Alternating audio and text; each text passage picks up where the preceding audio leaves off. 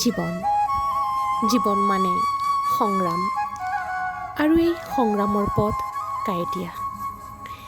এই পথেৰে খোজকাঢ়িলে নানা বাধা বিঘিনি ঘাত প্ৰতিঘাত অতিক্ৰম কৰিবই লাগিব।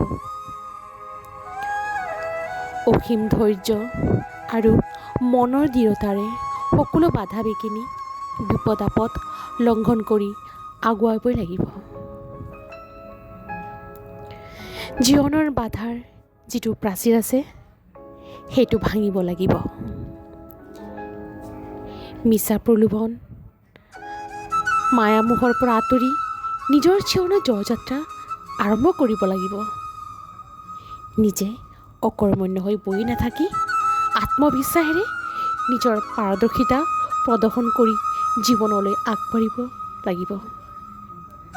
চাব, এই সংগ্ৰাম জীৱনটো অলপ হ'লেও সুখময় হ'ব। ধন্যবাদ।